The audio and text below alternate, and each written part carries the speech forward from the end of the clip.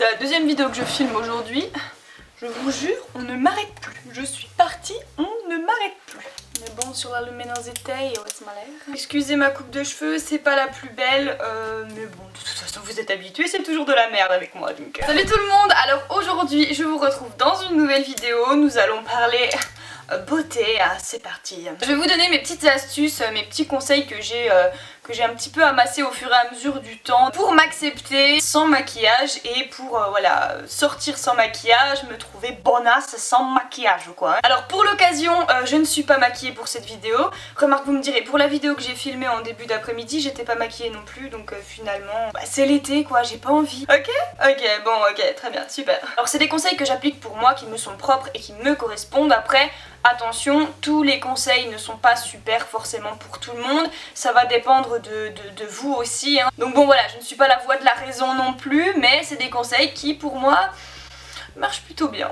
Je suis pas en train de blâmer les filles qui se maquillent ou de dire ne vous maquillez pas, c'est pas beau. Non, pas du tout. Je fais partie des filles qui se maquillent et je fais également partie des filles qui se maquillent pas. Je peux être un jour maquillée avec crème teintée et tout le bordel, fard à paupières, eyeliner, rouge à lèvres rouge, ce que vous voulez, et le lendemain débarquer sans maquillage.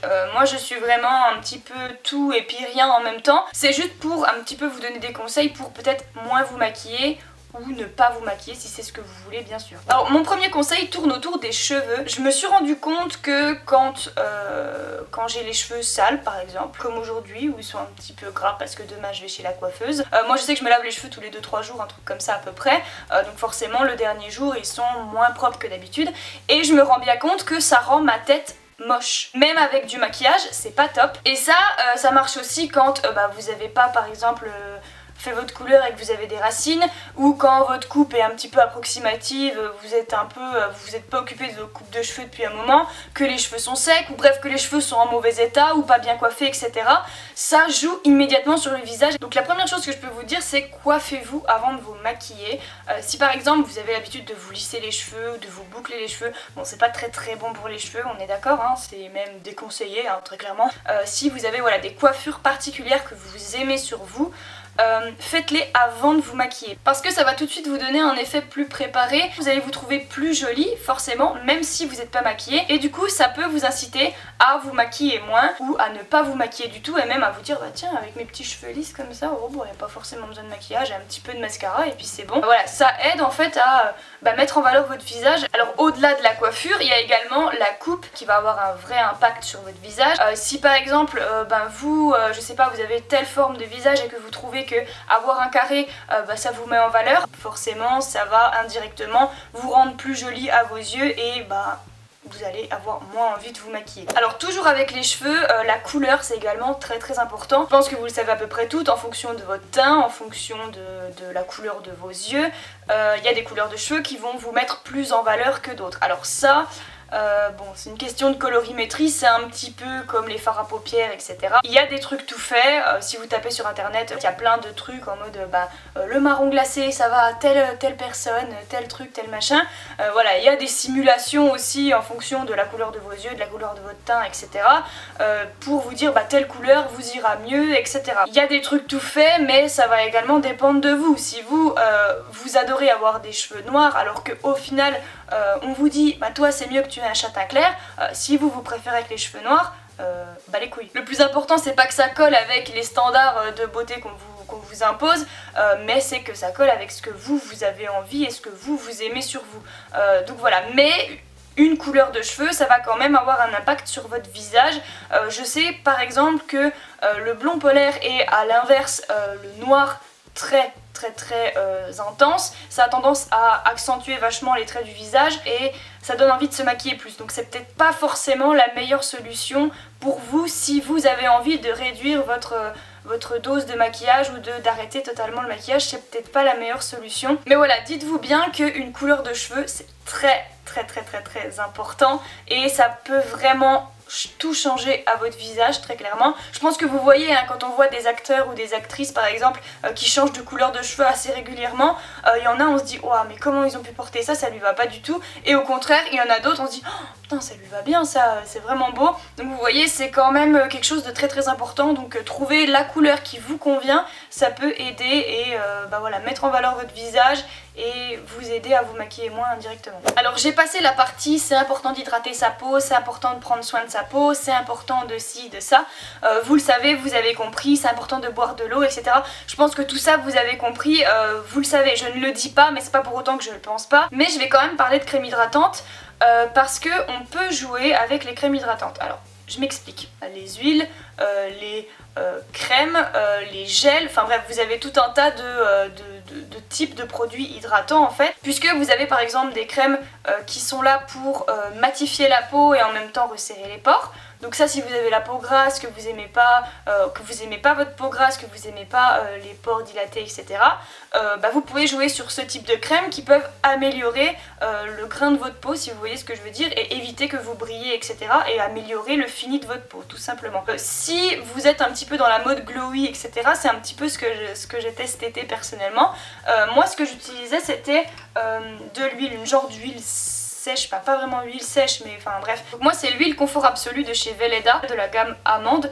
J'adore la gamme amande de chez Weleda, en plus niveau composition c'est top. Ça donne un petit fini assez glowy à la peau, sans pour autant faire très gras, vous voyez. Et si par exemple vous aimez bien ce côté un petit peu glowy ici ou glowy au niveau du nez et tout, vous pouvez également le mettre localement et juste vous prenez une petite goutte de l'huile et vous venez l'appliquer un petit peu localement. Donc ça c'est des trucs sur lesquels vous pouvez jouer également, et au contraire si vous aimez pas du tout cet effet glowy, et vous pouvez prendre une crème matifiante cette fois-ci. Vous avez également des crèmes plutôt pour les teintes ternes, etc. notamment des crèmes contour des yeux, illuminatrices un peu. Donc il y a quelques des nacres un petit peu dedans, donc là ça bascule un petit peu dans le maquillage, mais ça reste quand même une crème un petit peu nacrée qui va venir un peu illuminer votre peau. Si par exemple vous trouvez que vous avez la peau terne, le teint terne ou les yeux un petit peu fatigués ternes, vous pouvez jouer sur ce genre de produit, puisque ça reste un soin mais en même temps ça vient un petit peu illuminer votre peau.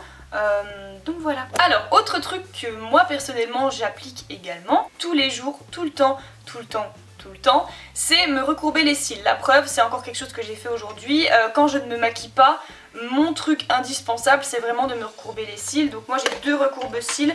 J'ai un de chez Primark à 1,50€ et un de chez Sephora à 15 ou 19€, je ne sais plus. Alors très clairement les deux se valent. Je préfère même le Primark à 1,50€ au Sephora. Je vous l'ai déjà dit plein de fois dans des vidéos, mais voilà, je le trouve beaucoup plus efficace. Ça vient faire un regard de biche instantanément et ça vient tout de suite ouvrir le regard et faire un regard plus intense, si je peux dire ça comme ça. Et moi je sais que c'est le truc indispensable parce qu'on a l'impression que j'ai mis du mascara alors qu'en fait pas du tout.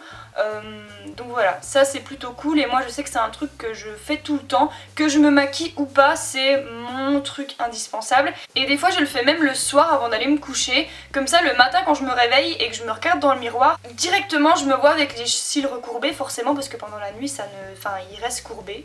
Voilà. Et je me dis, oh bah tiens, j'ai une bonne tête ce matin. C'est assez souvent que ça me fait ça. Et c'est psychologique, après j'ai pas trop envie de me maquiller. Que si je me recourbe les cils après m'être réveillée et tout, je sais pas, ça a moins d'impact. Dans tous les cas, je me recourbe toujours les cils avant de commencer à me maquiller. Parce que instinctivement, je me dis, bah tiens, ouais, bon. J'ai l'impression d'avoir directement mis du mascara, donc ça me donne forcément envie de moins me maquiller ou de pas me maquiller du tout. Alors que si vous vous recourbez les cils après avoir fait votre teint par exemple, donc juste avant de vous maquiller les yeux, vous aurez déjà fait votre teint en fait, donc la moitié du travail sera déjà faite et c'est un peu dommage, voilà. Alors conseil qui cette fois-ci est vraiment adapté à moi et à mes envies, voilà. Pour moi j'ai une bien meilleure mine lorsque je suis bronzée. J'ai bien remarqué que par exemple quand on arrive en hiver, je m'aime moins parce que j'ai la peau beaucoup plus blanche, beaucoup plus terne et ça, je trouve que je sais pas, ça ne me va pas, je n'aime pas du tout avoir la peau pâle, ou du moins plus pâle que ce que j'ai à l'heure actuelle par exemple. Je trouve que ça ne me met pas en valeur et que ça me va pas du tout, mais c'est pas pour autant que je mets un fond de teint plus foncé que ma peau ou quoi que ce soit, hein. Pas du tout, ça je n'aime pas du tout le concept. On sait bien que ça met jamais en valeur un visage de faire ça, mais j'ai bien remarqué depuis plusieurs mois maintenant que les fois où j'utilise une crème auto-bronzante le soir avant d'aller me coucher et que pendant la nuit ça vient foncer, bronzer mon visage en fait, le lendemain matin je me trouve beaucoup plus radieuse, plus je sais pas, je trouve que ça me va beaucoup mieux et j'ai pas du tout envie de me maquiller parce que je trouve que le bronzage vient apporter quelque chose à mon visage et vient un petit peu lui redonner vie, redonner des couleurs, etc. Voilà, ça c'est le genre de truc qui m'aide vachement à moins me maquiller. C'est d'ailleurs pour ça qu'en été par exemple je me maquille presque pas. Déjà parce qu'il fait trop chaud, c'est chiant, mais en plus parce que j'ai la peau qui est bronzée grâce au soleil, même si là je me suis pas trop exposée cette année. Et donc du coup j'ai des produits qui me suivent ensuite toute l'année, notamment en hiver, pour m'éviter de me dire je suis trop pâle, j'aime pas ma tête, je vais me maquiller du coup. J'utilise depuis plusieurs années maintenant, ça fait un bon moment que je vous ai déjà parlé de ce produit. C'est l'auto-bronzant hydratant de chez Aven. C'est une gelée satinée en fait. Je l'ai pas scanné sur Yuka parce que j'ai pas envie de me faire mal au cœur à voir la composition parce que je pense que ça doit pas être méga bon. Que je dis ça mais peut-être qu'elle est bonne, mais j'ai pas envie de me faire mal parce que j'aime trop ce produit. C'est un produit que j'applique en mélange avec ma crème hydratante le soir. Et j'adore en fait, j'adore. Alors ça reste 4 jours, allez 3-4 jours sur le visage, mais je sais qu'en hiver j'en applique très souvent, j'en applique quasiment tous les soirs. Alors j'en mets pas beaucoup puisque je le mélange avec ma crème hydratante, ça évite que ça fasse orange, mais en tout cas c'est un super bon produit. Et sinon depuis peu j'ai quand même trouvé une petite alternative plus naturelle, c'est le DHA. Donc ça je vous l'ai montré dans mon haul Aromazone, si vous n'avez pas vu cette vidéo je vous la mets juste ici. Ça c'est un produit que je mélange avec ma crème hydratante, alors soit avec ma crème pour le corps quand je veux bronzer un peu mon corps, ou alors avec ma crème pour le visage. D'ailleurs je me suis fait une crème pour le visage avec ce produit dedans, puisque si vous n'avez pas vu ma vidéo sur Aromazone, je me suis mise à faire mes produits moi-même entre guillemets avec plein d'ingrédients qui me correspondent, et donc du coup je me suis fait une crème hydratante bronzante, voilà, et ça marche vraiment très bien. Alors faites attention de ne pas en mettre de trop si vous en avez parce que vous virez très vite au orange, hein. Je l'ai fait une fois. Mes jambes, elles étaient un peu trop orange quand même, hein. Bon c'était pas trop ça qui était ça, hein, mais voilà, ça c'est vraiment un conseil qui est adapté en fonction de mes goûts et en fonction de mon type de peau. Donc voilà, après en fonction de votre couleur de peau, vous aurez pas forcément envie de bronzer votre peau plus ou voilà, après c'est une question de goût. Alors autre conseil, je fais un petit peu ma Christina Cordula, mais les vêtements, notamment les vêtements que vous portez en haut, donc les tops ou les vestes, etc. Ça peut aussi jouer en fonction des couleurs que vous mettez, puisqu'il y a des couleurs qui vous mettent plus en valeur que d'autres. Je sais que moi par exemple qui aime avoir le teint bronzé, le blanc, bon c'est pas ce que je porte aujourd'hui, mais le blanc ça met particulièrement en valeur, tout comme des couleurs un petit peu flashy, etc. Ou même des fois, rien à voir, mais des fois je porte un col roulé noir et je trouve que quand je mets un col roulé noir, ça a tendance à me mettre en valeur, je sais pas pourquoi, mais voilà. Donc après il y a des vêtements comme ça en fonction de leur forme, en fonction de leur couleur qui vont mettre en valeur votre visage. Donc ça peut également jouer sur voilà, l'éclat de votre visage, l'éclat de votre teint et indirectement vous amener à moins vous maquiller. Alors les deux derniers conseils que j'ai à vous donner, c'est plus des conseils psychologiques que esthétiques, dans l'apparence et tout. Le premier conseil c'est de vous forcer à vous maquiller moins parce que se maquiller, mine de rien, c'est un cercle vicieux. Plus vous allez vous maquiller, plus vous allez avoir envie de vous maquiller encore plus parce que lorsque vous allez vous démaquiller, vous allez vous sentir moins bien dans votre peau. Quand j'étais au collège, je me souviens, j'ai eu ma période où je faisais tout le temps un trait d'eyeliner. Tout le temps un trait d'eyeliner noir. Déjà ça m'allait pas. De me faire tout le temps ce trait d'eyeliner, forcément quand on le fait ça accentue le regard, ça le noircit, donc ça apporte une certaine profondeur. Mais quand tu te démaquilles, t'as l'impression que tu n'as plus d'œil, et oui. Donc du coup tu t'acceptes encore moins sans maquillage et tu as encore plus envie de te maquiller. Et voilà, c'est vraiment un cercle vicieux, donc il faut un petit peu se forcer et se dire cette fois-ci, imaginons si vous faites tout le temps un trait d'eyeliner ou si vous appliquez tout le temps du fond de teint, vous dire à la place je vais peut-être mettre juste un petit peu de fard à paupières ou je vais mettre une bébé crème, ou voilà, réduire petit à petit l'intensité de votre maquillage et vous allez voir que là cette fois-ci ce sera un cercle vertueux et vous allez vous accepter de plus en plus. À la rigueur, ce que je peux même vous conseiller c'est d'arrêter de faire une cure, si je peux dire ça comme ça, d'arrêter totalement de vous maquiller pendant 1 ou 2 semaines. Et après, quand vous allez reprendre avec uniquement un petit peu de mascara ou un petit peu de bébé crème et vous allez voir que tout de suite vous allez vous trouver beaucoup plus jolie forcément parce que vous avez quand même passé 2 semaines sans maquillage. Donc à partir du moment où tu te remaquilles un peu, tu te dis oh putain ça me va bien quand même. Et vous aurez moins envie de vous maquiller plus parce que vous avez eu cette cure, cette coupure et après à peine de mascara, à peine de bébé crème, ça va tout de suite être waouh pour vous. J'espère que vous voyez ce que je veux dire. Et mon dernier conseil c'est de vous regarder moins. Alors ça peut paraître un peu bête comme ça, mais plus vous vous regardez, plus vous allez trouver des défauts, plus vous allez vous dire oh là là, putain il y a ça, ou ça, ou ça. Plus vous allez vous regarder dans la journée, bah si vous vous trouviez déjà pas belle sans maquillage, bah vous allez vous trouver encore moins belle parce que vous n'allez pas arrêter de vous regarder et forcément ça va vous obnubiler là. Mais voilà, se regarder moins ça peut également être une bonne solution hein. Donc voilà tout le monde, la luminosité est en train de descendre donc il est vraiment temps que j'arrête. J'espère que cette vidéo vous aura plu et vous aura aidé un minimum en tout cas. Si vous avez d'autres conseils par rapport à ce sujet, n'hésitez pas à le dire dans les commentaires, je serais ravie de le lire et je pense que d'autres aussi. Et au contraire si vous vous retrouvez dans mes conseils, n'hésitez pas à me le dire également, ça me ferait plaisir de voir que je suis pas la seule à faire tout ça. Donc voilà, en tout cas je vous fais d'énormes bisous et à très vite pour une prochaine vidéo.